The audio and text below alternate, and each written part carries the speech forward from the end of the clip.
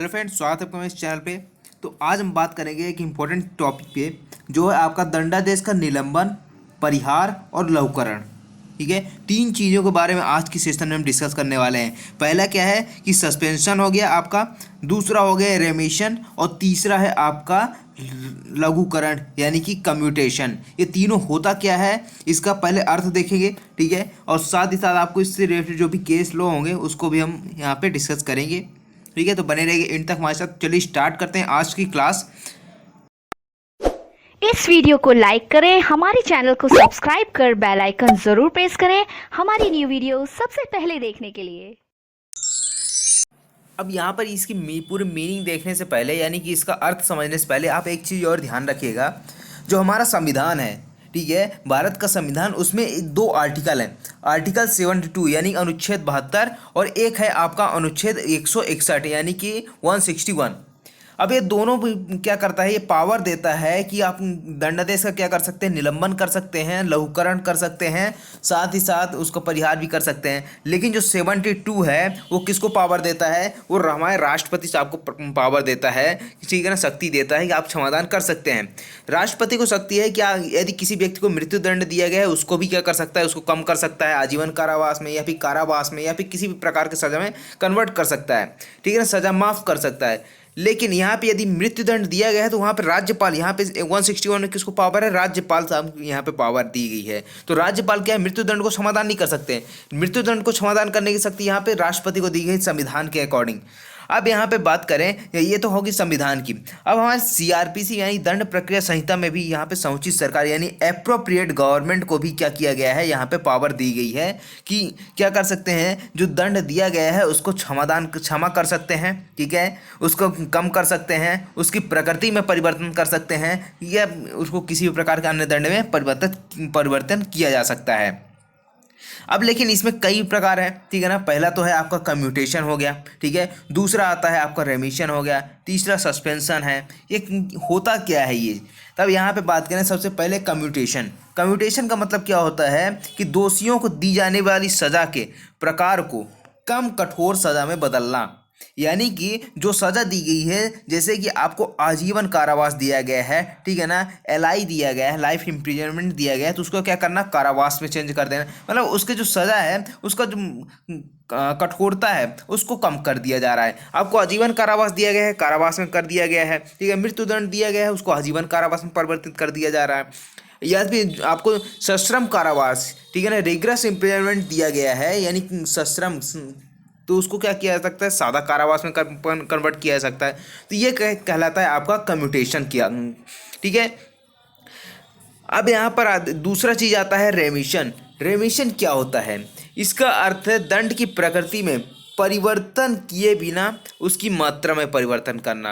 अब यहाँ पे क्या है कि ऊपर जिसे हम कम्यूटेशन देख रहे थे तो वहाँ पे क्या किया जा रहा था, उसकी प्रकृति ही चेंज कर दी जा रही थी। ठीक है ना, लाइफ इम्प्रिजनमेंट को इम्प्रिजनमेंट सिंपल कर दिया जा रहा था, डिग्रेस को क्या किया जा रहा था, सिंपल में कन्वर्ट किया जा रहा था, इसको प्रकृति में चेंज कर दिया जा रहा था। लेकिन परिहार में क्या है कि इसके दंड की जो प्रकृति है उसको चेंज नहीं किया जाता। जैसे यहाँ पे आपको कठोर कारावास दिया गया तो आपको कारावास कठोर ही रहेगा, ठीक है, लेकिन उसका जो उसकी मात्रा है उसको कम कर दिया जाए। यानी कि यदि आपको दंड दिया गया है 10 वर्ष का कठोर कारावास, सश्रम कारावास का यहाँ पे आपको दंड दिया गया है, ठीक है ना, जैसे मान लीजिए सेशन न्यायालय ने आपको 10 वर्ष का कारावास दिया, कठोर कारावास, तब यहाँ पे अगर रेमिशन किया जाएगा, परिहार किया जाएगा, तो वहाँ पे क्या कर सकते हैं, इसको 5 साल कर सकते हैं, ठीक है ना, 6 साल कर सकते हैं। लेकिन जो कारावास दिया गया है वो कठोर ही रहेगा, उसमें प्रकृति में चेंज नहीं आएगा। ठीक है, तो ये कहलाता है आपका रेमिशन।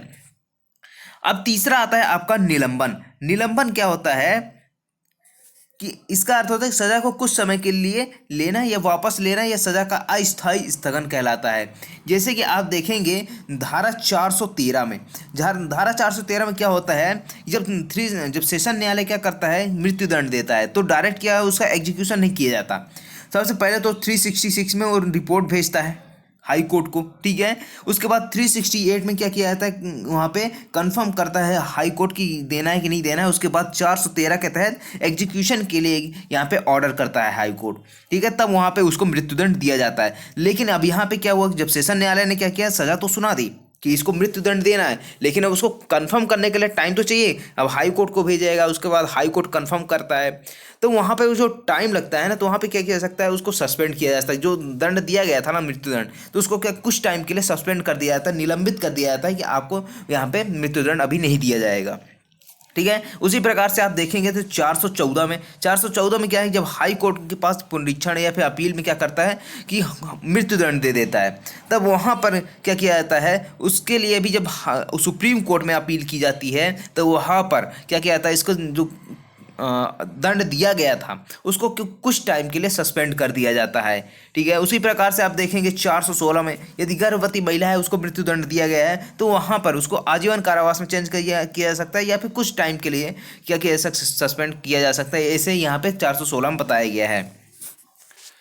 निष्पादन का मतलब तो आप समझते ही होंगे, ठीक है ना, किसी भी जो ऑर्डर हुआ है कोर्ट का, उसको क्या करना है, एग्जीक्यूट करवाना। अब यहाँ पे जैसे हाई कोर्ट ने कंफर्म कर दिया कि भैया इसको क्या कर सकते हो, इसको मृत्युदंड दे सकते हो, तब वहाँ पे एग्जीक्यूशन कौन करवाता है, सेशन न्यायालय करवाता है एग्जीक्यूशन। तो यहाँ पे एग्जीक्यूशन के लिए क्या किया जाता है, ऑर्डर किया जाता है, तब यहाँ पे एग्जीक्यूशन किया जाता है, यानी कि उसका निष्पादन उसको जैसे मृत्युदंड दिया गया है ना, उसको क्या है, फांसी पर लटका देना, ये कहलाता है उसका निष्पादन। ठीक है, आई होप आपको ये पूरा समझ में आया होगा, कम्प्यूटेशन, परिहार, निलंबन और निष्पादन। ठीक है, तो ये कम्प्यूटेशन और परिहार में काफ़ी लोगों को यहाँ पे क्या रहती है कि डाउट रहता है कि दोनों का मतलब क्या है। तो आप इसको ध्यान रखिएगा कि कम्प्यूटेशन में क्या होता है कि जो सज़ा का प्रकार है उसको चेंज कर, प्रकृति चेंज की जाती है, लेकिन यहाँ पे रेमिशन में उसको जो प्रकृति वही रहती है। ठीक है, नेचर उसका वही रहता है। अब यहाँ पे क्या किया जाता है, उसकी मात्रा में परिवर्तन कर दिया जाता है। तो ये है आपका पूरा इसका अर्थ। अब देखते हैं प्रावधान के बारे में। तो धारा 432 में यहाँ से प्रावधान स्टार्ट होता है। तो यहाँ पे बात करें 432 की, तो इसमें क्या है, कभी क्वेश्चन आता है कि दंडादेश के निलंबन परिहार लॉकडाउन को समझाइए, क्या होता है। तो यहाँ पे आपको 432 लिखना होता है, ठीक है ना, 433 लिखना होता है, 433A लिखना होता है। ये सभी आपको यहाँ पे प्रोविज़न आपको कवर करने होंगे। तो सबसे पहले 432 देखते हैं कि दंडादेश का निलंबन और परिहार करने की शक्ति के बारे में। तो जब किसी व्यक्ति को किसी अपराध के लिए दंडादेश दिया गया है, यानी कि उसका कन्विक्शन हो चुका है, उसको दंडादेश दिया गया है, तब समुचित सरकार किसी समय, यानी कि एप्रोप्रिएट गवर्नमेंट, सबसे पहले तो आप समझिए एप्रोप्रिएट गवर्नमेंट होता कौन है, ठीक है ना। अब यहाँ पे क्वेश्चन आ गया, तब यहाँ पे एप्रोप्रिएट गवर्नमेंट जो होती है वो रहेगी आपकी, या तो सेंट्रल गवर्नमेंट रहती है या फिर स्टेट गवर्नमेंट रहती है। अब एक बात बताइए, जैसे मान लीजिए अपराध किया गया राजस्थान में, ठीक है, और जो उसका विचारण हुआ है वो कहाँ पे हुआ है, मान लीजिए कि गुजरात में, ठीक है, अपराध कहाँ हुआ, राजस्थान, और उसका ट्रायल कहाँ पे चला है, गुजरात में चला है, और गुजरात के कोर्ट ने क्या किया है, उसको कन्विक्शन किया है। तब यहाँ पे कि जो इसका दंडादेश का निलंबन परिहार किया जाएगा, किसके द्वारा किया जाएगा, राजस्थान सरकार के द्वारा किया जाएगा, गुजरात सरकार के द्वारा। तो आपको यहाँ पे ये ध्यान रखना है कि जो जिसने ट्रायल चलाई है, जिसने कन्विक्शन किया है, यानी गुजरात सरकार ने किया है ना, तो गुजरात सरकार के द्वारा ही इसका क्या किया जाएगा, दंडादेश का निलंबन या परिहार किया जाएगा। ठीक है, राजस्थान के द्वारा नहीं किया, भले ही अपराध यहाँ पे किए गए, लेकिन उसका ट्रायल कहाँ पे चला है, गुजरात में चला है, और उसको कन्विक्शन कहाँ हुई, गुजरात के कोर्ट में हुआ है। तो यहाँ पे भी उसको क्या हो, गुजरात सरकार के पास पावर रहेगी, यहाँ पे अप्रोप्रिएट गवर्नमेंट कहलाएगी। ठीक है, तो यहाँ पर समुचित सरकार किसी समय शर्तों के बिना या शर्तों पर, ठीक है, दोनों चीज़ें आपको याद रखनी है। जो यहाँ पे जो समुचित सरकार है वो निलंबन पर और इसका परिहार कर रही है, किसके उसमें, या तो शर्तों के साथ कर रही है, ठीक है, पहली कंडीशन। दूसरा आता है आपका कि शर्तों के साथ भी कर सकती है, यानी कि ऐसे शर्त जिनको क्या किया जाएगा, उसको स्वीकार किया जाएगा, किसके द्वारा, उस व्यक्ति के द्वारा जिसको दंडादेश दिया गया है, और वो चाहता है कि उसको क्या किया जाए, उसका निलंबन किया जाए, परिहार किया जाए, तो वहाँ पर क्या करना होगा, उसको उस शर्तों का पालन करना होगा। ठीक है, तो शर्तों के बिना या ऐसी शर्तों पर जिन्हें दंडादेश व्यक्ति स्वीकार करे, उसके दंडादेश के निष्पादन का निलंबन या जो दंडादेश उसे दिया गया है उसके पूरे भाग का या उसके किसी भाग का परिहार कर सकती है। अब यहाँ पे दो चीज़ें बता दी गई, पहला तो निलंबन किया जा रहा है दंडादेश का, ठीक है, जैसा कि हमने पहले ही देखा, अभी 413 में किया जा रहा था, ठीक है, 414 में है, 415, 416। आप यहाँ पे देखेंगे तो पूरा यहाँ पे सस्पेंशन से रिलेटेड आपको मिल जाएगा प्रोविजन कि जब यहाँ पे अपील की जा रही है, ठीक है, या फिर रिवीजन के लिए लगाया गया, तो वहाँ पे भी क्या किया सकता है, दंडादेश का निलंबन किया जा सकता है। तो यहाँ पे दो चीज़ें बता देंगी, दंडादेश का निलंबन किया जा सकता है, ठीक है ना, शर्तों के बिना या शर्तों के साथ भी, ठीक है, लेकिन शर्तों के साथ है तो आपको क्या करना होगा, उस व्यक्ति के द्वारा स्वीकार किया गया हो, ठीक है, जिसको दंडादेश दिया गया है। स्वीकार नहीं है तो वहाँ पे इसका निलंबन परिहार नहीं किया जाएगा। और दंडादेश जो उसे दिया गया है, यानी कि जितना पनिशमेंट उसको दी गई है ना, वो उसका पूरे भाग का या फिर उसका किसी भाग का क्या किया जा सकता है, परिहार किया जा सकता है। अब मान लीजिए उसको दिया गया है कि 5 साल का कारावास और साथ ही साथ उसको 2,000 या फिर 4,000 रुपये उसको जुर्माना लगाया गया, तब यहाँ पे क्या किया जा सकता है, या इसके पूरे जो भी जितना भी सज़ा दी है 5 साल और इसका 2,000 ये यानी कि 2,000 रुपये जुर्माना लगाया गया है, इसको पूरे को क्या किया जा सकता है, परिहार किया जा सकता है, रेमिट किया जा सकता है, यानी कि त्याग दिया जा सकता है, यानी कि उसको माफ़ किया जा सकता है कि भैया तुमको क्या है, पूरी सज़ा माफ़, यानी कि पूरी सज़ा छूट, ठीक है। अब यहाँ पे या फिर इसको क्या किया जा सकता है, किसी भाग का, यानी कि या तो जो 5 साल है इसको माफ़ कर सकती है और कह देगी कि भैया जो तुम्हारे 2,000 रुपये या 4,000 रुपये जो भी जुर्माना लगाए आप उसको जमा करो, या फिर ऐसा कह सकती है कि जो जुर्माना है उसको छोड़ देते हैं, या और इसका क्या क्या 5 साल आपको बिताना पड़ेगा, ठीक है। ये दोनों चीज़ें हो सकती है, या तो किसी भाग का या फिर उसका पूरे भाग का क्या किया जा सकता है, परिहार किया जा सकता है। ये तो बात होगी पहले क्लॉज की। अब यहाँ पे दूसरा क्लॉज क्या कहता है, जब कभी समुचित सरकार के दंडादेश के निलंबन या परिहार के लिए आवेदन किया जाता है, ठीक है, जब यहाँ पे क्या किया जा रहा है, एप्लीकेशन, यानी कि जब आप चाहते हैं, जिसको कन्विक्शन हुआ है वो चाहता है कि हमारी जो दंडादेश दिया गया है ना, जो कन्विक्शन हुई है, जितना पनिशमेंट दिया गया है उसको सस्पेंड कर दिया जाए, या फिर सस्पेंड मतलब कैसे कहेगा भैया, वो कहेगा कि भैया हमको ये जाना है, अपील में जाना है, तो अगर जब तक अपील का निपटारा नहीं हो जाता तो हमारे जो दंडादेश दिया गया है उसको सस्पेंड कर दिया जाए, ठीक है, पहली चीज़ तो ये। या फिर परिहार करवाना चाहता है, उसको कम करवाना चाहता है, तब यहाँ पे क्या किया जा सकता है, उसके द्वारा एक आवेदन किया जाएगा। तब यहाँ पे जो एप्रोप्रिएट गवर्नमेंट है तो वो क्या करेगी, ये डायरेक्ट तो ऐसा है नहीं कि डायरेक्ट जो सज़ा है उसको माफ़ कर दे, तो वहाँ पे क्या किया जा सकता है, जिस कोर्ट के द्वारा उसको कन्विक्शन की गई थी ना, उस कोर्ट को क्या करेगा, उसके पुष्टि के लिए भेजेगा, ठीक है। जो समुचित सरकार है, जो एप्रोप्रिएट गवर्नमेंट है, उसके पास आवेदन आया कि हमारे जो दंडादेश है उसका निलंबन किया जाए, इसको परिहार किया जाए। जब यहाँ पे जब निलंबन या परिहार करने के लिए आवेदन किया जाता है, तो जो एप्रोप्रिएट गवर्नमेंट है वो उस कोर्ट को क्या करेगा, उसकी पुष्टि के लिए भेजेगा कि भैया हमारे पास आवेदन आया है कि आप न्यायाधीश हैं, ठीक है ना, आप बताएं कौन से न्यायाधीश जिसके द्वारा उस कन्विक्शन हुई थी उसी के पास भेजा जाएगा, ठीक है, दूसरे के पास से भेजा नहीं जाएगा, ठीक है। तो यहाँ पे क्या बताएगा, जिसने दोष सिद्धि की थी, जिसके समक्ष दोष सिद्धि हुई थी, या फिर जिसने पुष्टि की थी। अब पुष्टि कौन करेगा, अब जैसे हाई कोर्ट है, ठीक है ना, सेशन कोर्ट ने मृत्युदंड दिया, अब पुष्टि करने के लिए हाई कोर्ट में भेज दिया गया, तो हाई कोर्ट ने पुष्टि कर दी, तब वहाँ पे समुचित सरकार क्या करेगा, अपेक्षा करेगा कि वो इस बारे में आवेदन मंजूर किया जाए या ना मंजूर किया जाए, नहीं कि जो हमारे पास एप्रोप्रिएट गवर्नमेंट कहेगी कि हमारे पास जो आवेदन आया है निलंबन परिहार का, उसको हम एक्सेप्ट करें या रिजेक्ट कर दें, उसके बारे में आप अपनी राय दें। कौन राय दे रहा है यहाँ पर, जो न्यायाधीश है वो अपनी राय देगा और कारणों सहित कथित करे, यानी कि अपनी राय तो दे रहा है, कि ऐसा नहीं कि आप बोल दिया जज साहब ने कि हाँ एक काम करो इसको माफ़ कर दो, ठीक है, इसका जो सज़ा है उसको सस्पेंड कर दो, ऐसा नहीं, उसके अपने कारणों को भी लिखित कथित करना होगा कि जज साहब को कि भैया इस कारण से हम चाहते हैं कि ये हमारी राय है ऐसा, इसको आवेदन को मंजूर किया जाए या फिर आवेदन को नामंजूर किया जाए। और साथ ही साथ जो विचारण किया गया था उसमें जो भी अभिलेख थे, ठीक है ना, जो कोर्ट ऑफ रिकॉर्ड्स थे, रिकॉर्ड्स जो बनाए गए थे उसकी एक कॉपी भी, प्रमाणित प्रतिलिपि भी भेजी जाएगी, किसको, एप्रोप्रिएट गवर्नमेंट को, यानी समुचित सरकार को, ठीक है। तो साथ ही साथ यहाँ पे क्या है, एप्रोप्रिएट गवर्नमेंट के पास क्या ऐसे डायरेक्ट पावर नहीं है कि यहाँ पे निलंबन परिहार कर दे, क्या करेगी, कोर्ट के पास राय के लिए भेजेगी कि वो अपनी ओपिनियन बताएं और कारणों को लिखें कि क्यों हम यहाँ पे मंजूर करें आवेदन को या फिर ना मंजूर कर दें, ठीक है ना। साथ ही साथ रिकॉर्ड की प्रतिलिपि भी भेजी जाएगी।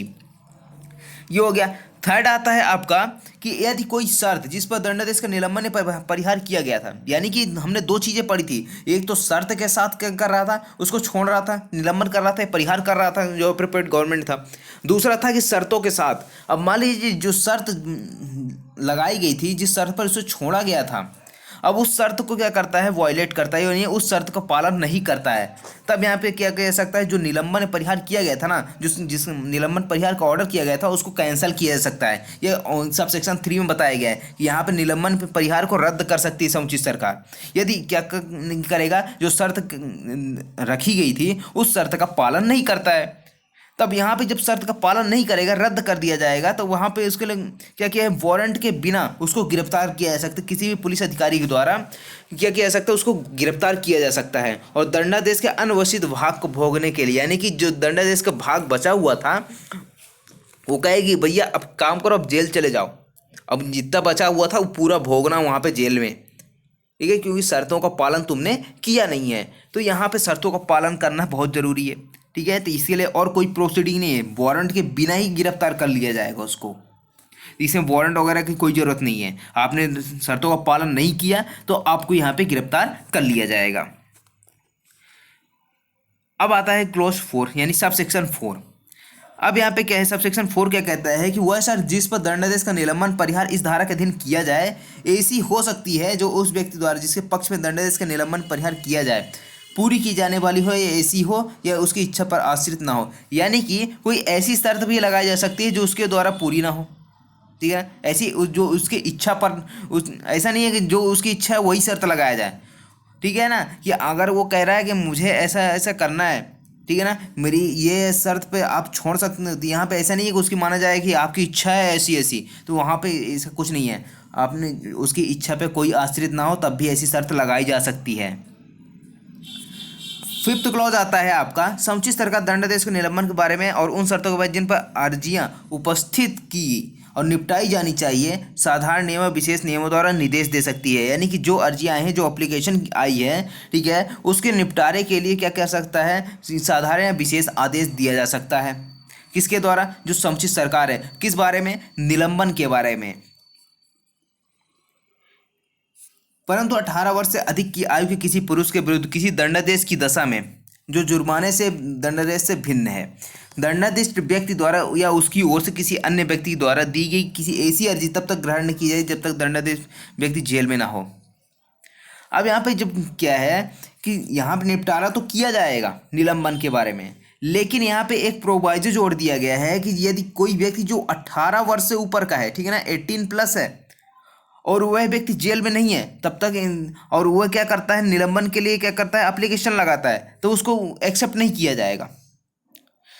तो यहाँ पर एक्सेप्ट तभी किया जाएगा जब 18 वर्ष से अधिक आयु का कोई पुरुष है, ठीक है, यहाँ पे महिला के बारे में बात नहीं की जा रही, यहाँ पे पुरुष के बारे में बात की जा रही है, ठीक है ना, ध्यान रखना, यहाँ पे सिर्फ पुरुष के बारे में बताया गया है। तो यहाँ पे यदि 18 वर्ष से ऊपर का है प्लस जेल में है, जो व्यक्ति 18 वर्ष से ऊपर का है वो कहाँ है, वो जेल में है, और वहाँ पे क्या करता है, निलंबन के लिए आवेदन करता है, तो वहाँ पे ग्रहण किया जा सकता है, यानी कि उसके आवेदन को एक्सेप्ट किया जा सकता है। लेकिन यदि वह जेल में नहीं है तो वहाँ पर इसको एक्सेप्ट नहीं किया जाएगा। यहाँ पे 3 कंडीशन बताइए जहाँ ऐसी अर्जी दंड इस व्यक्ति द्वारा दी जाती है, यानी कि जिसको कन्विक्शन हुआ है, जिसको दंड दिया गया है, अब उसके द्वारा एप्लीकेशन दी जा रही है, वहाँ जब तक वह जेल के भारसाधक अधिकारी के मार्फत उपस्थित न की जाए, यहाँ पे ग्रहण नहीं किया जाएगा। यानी कि यदि जो जेल में है और किसके द्वारा किया कर रहा है, जो भारसाधक अधिकारी है उस जेल का, उसके द्वारा क्या किया जा रहा है, एप्लीकेशन लगा रहा है।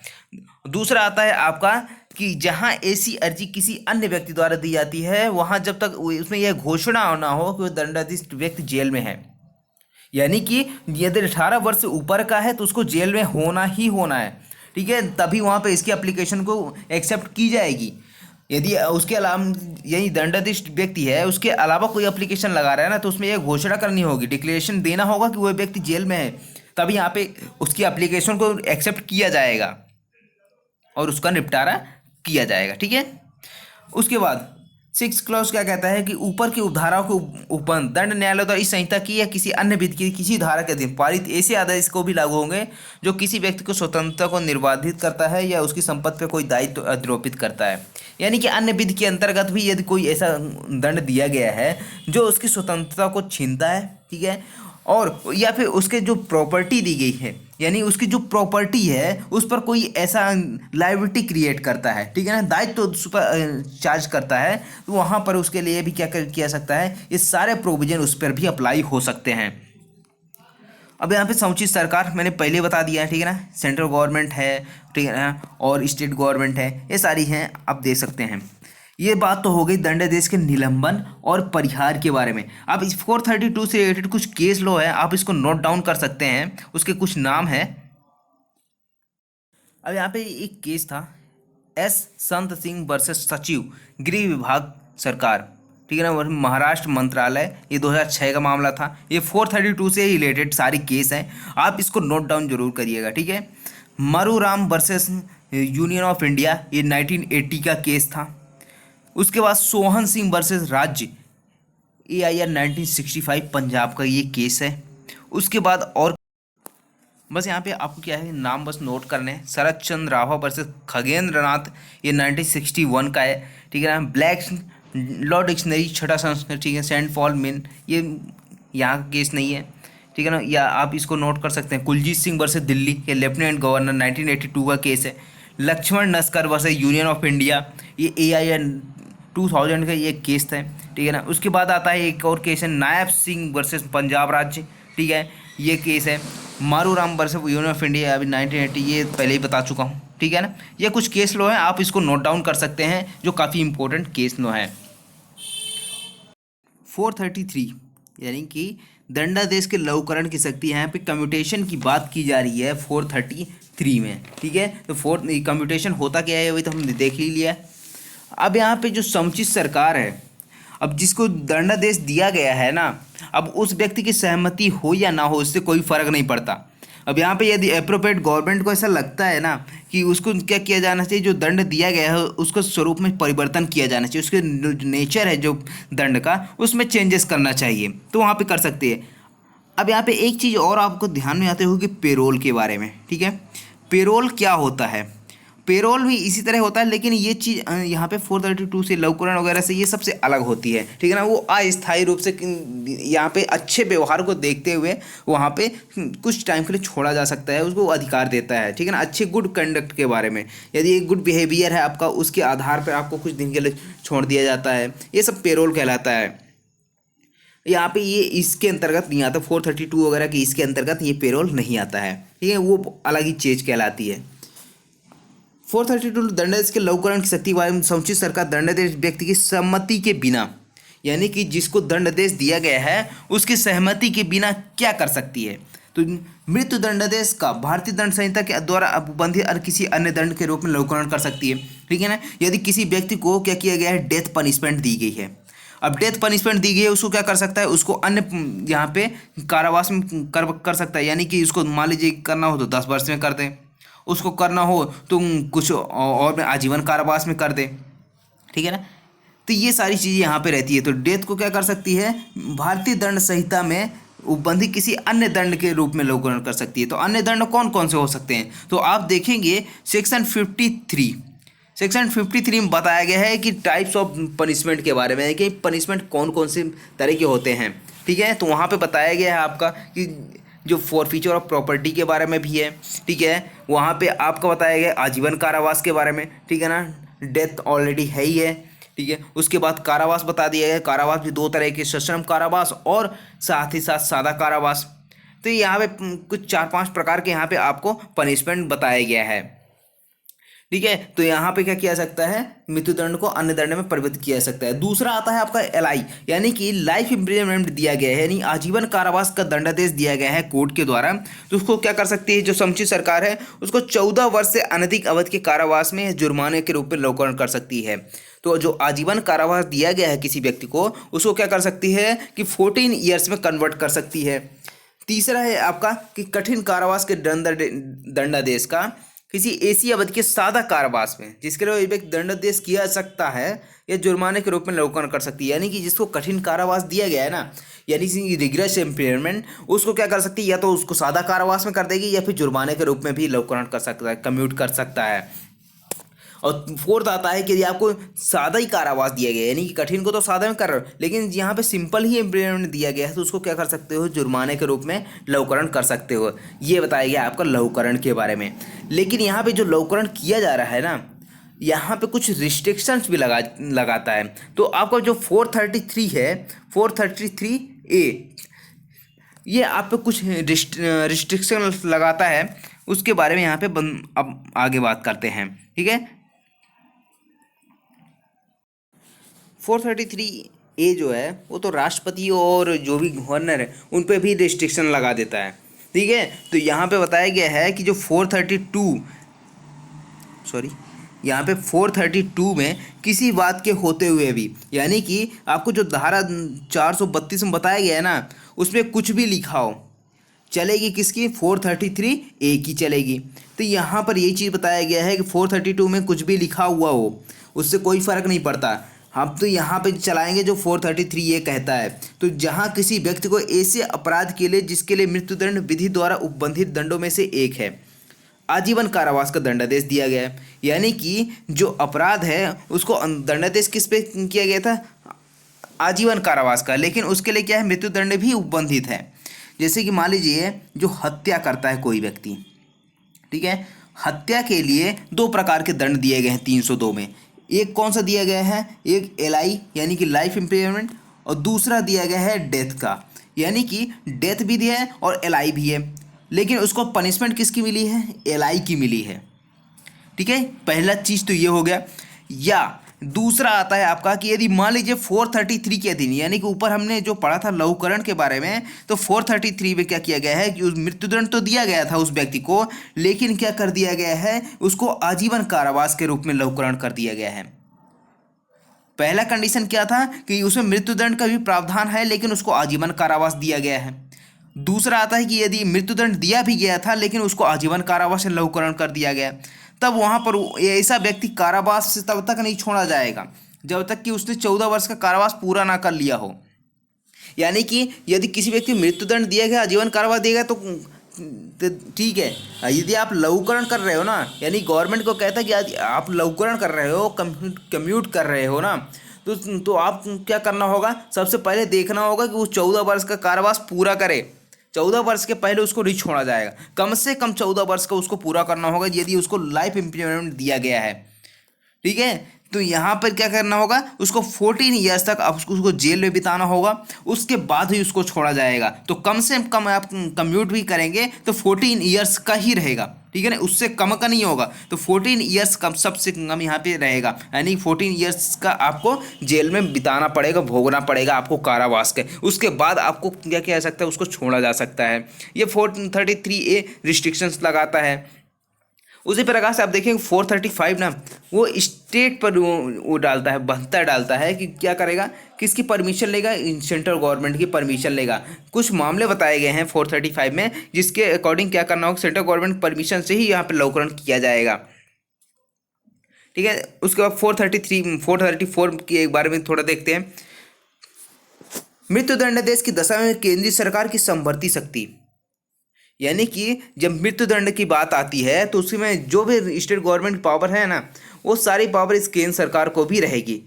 तो 432 और 433 द्वारा राज्य सरकार को प्रदत्त शक्तियाँ मृत्युदंडादेश की दशा में केंद्रीय सरकार द्वारा भी प्रयुक्त की जा सकती है। यानी कि जो 432 और 433 में जो पावर्स बताई गए हैं ना कि स्टेट गवर्नमेंट ऐसा कर सकती है या तो स्टेट गवर्नमेंट ऐसा कर सकती है, तो ये सारी चीज़ें क्या कर सकती है। यदि मृत्युदंड की बात आती है तो केंद्र सरकार भी क्या करेगी, उन सारे पावर्स का यूज कर सकती है। वो सारे पावर्स जितने 432 433 में बताए गए हैं, वो सारे पावर जो सारी शक्तियाँ हैं उसको यूज करके आगे कार्रवाई कर सकती है।